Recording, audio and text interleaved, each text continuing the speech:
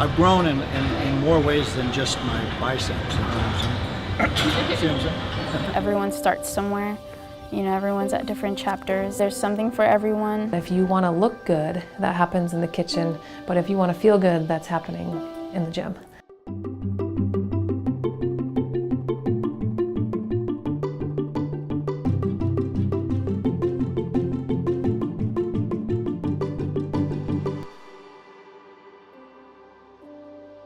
My name is Beth Sullivan, and I am a staff psychologist here at Cal State Long Beach. Working out and exercising greatly impacts our mental state. Some of the basics that I think are common knowledge out there, you know, reducing stress, it definitely is going to improve mood, improve self-confidence. Maybe you're standing up taller, maybe you're stronger, things like that. We know that certainly the acute effects of exercise are that your body does release serotonin, it releases norepinephrine, which is our alertness, our focus. So it's going to improve that exponentially. Something that drives people away from engaging in exercise is maybe the initial fatigue, soreness. Maybe you're just feeling a little bit more down and tired just because you're doing something new. That looks like a negative to people. Although I think if we can work through that, certainly then that starts to go away and we start to see much more of the positive effects. My name is Diana Lopez. My occupation is personal training and being a student, and I've been training here for about 2 years now. My focus when it comes to training is more like strength training, functional training, you know, just helping people reach whatever goals that they have. I've always been interested in the weights, but I was always very shy. You know, I would kind of like walk by the stairs when I would come in here. I would just go straight up to the cardio machines, but I would always look at the weight training area because I'm like, I wanna feel like how they feel.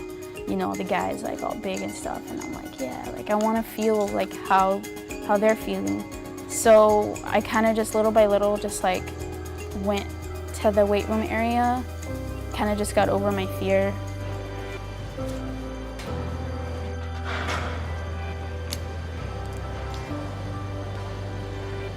One of the common misconceptions that I hear about like physical activity and training, especially with women, is that you're gonna look manly. It's hard to kind of like get people over that mindset.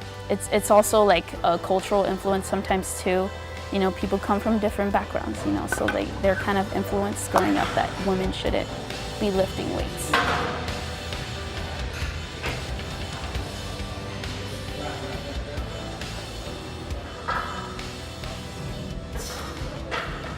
Strength training is especially important for women who are more likely to develop osteoporosis, and that is a real strong factor in combating that.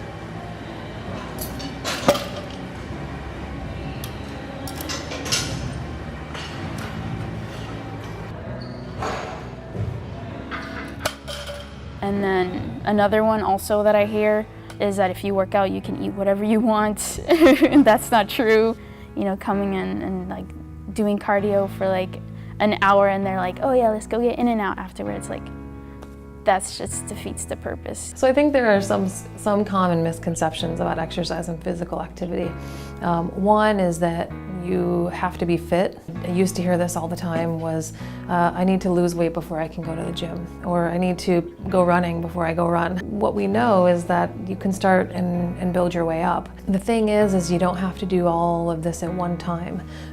We know that 10 minutes at a time can be just as effective as doing 75 minutes at a time, or 50 minutes, or things along those lines. Some of the longer term benefits that we see when someone has, you know, kind of remained active and been active throughout their life is that there is some research that's showing that it does promote cell proliferation, and we know that as we age our cells are dying. So this could sort of ward off some of the difficulties that come with aging. Like I said, fitness is for everybody. There's something out there for everyone. I've had people come in here who are blind, and they've talked to me about how they feel discouraged because of what they have. But I get to know the person first, and you know, like they're like, yeah, like I really enjoy going into the water and working out in the water. So it's like, okay, you know, we'll do that.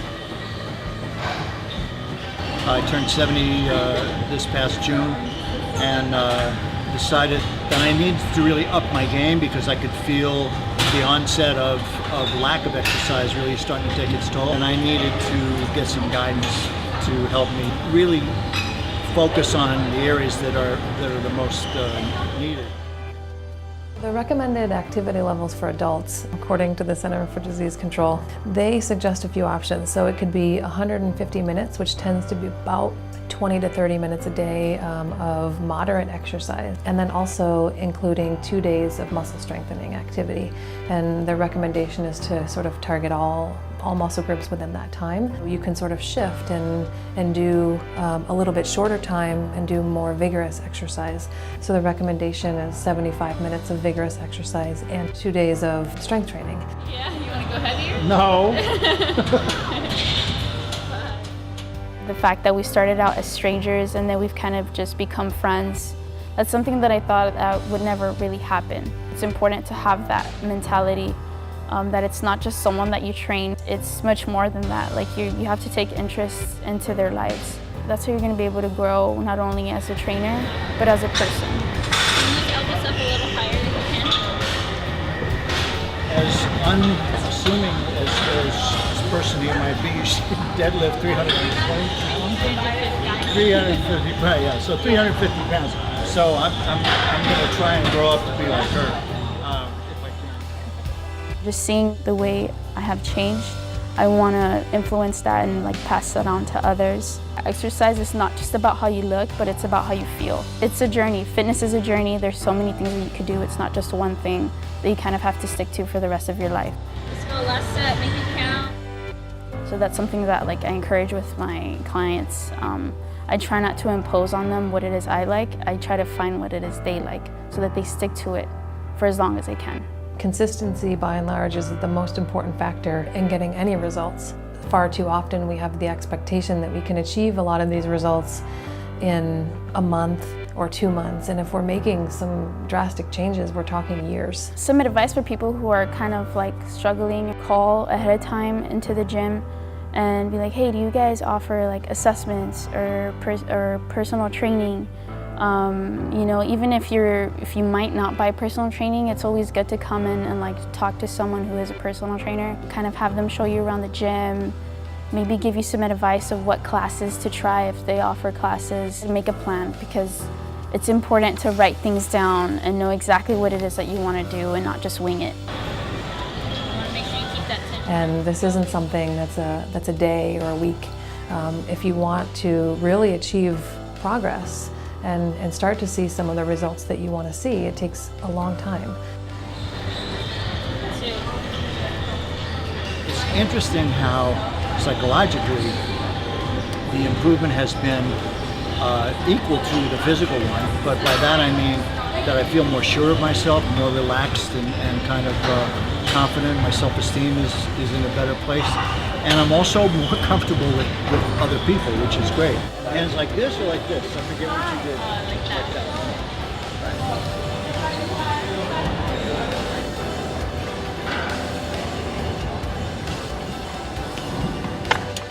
It's definitely helped me grow, helped me be more open. I kind of like went through something that changed me. Just thinking about going to the gym, like that's what kept me going every day. It was my therapy. It helped me see that I am a lot stronger than I think.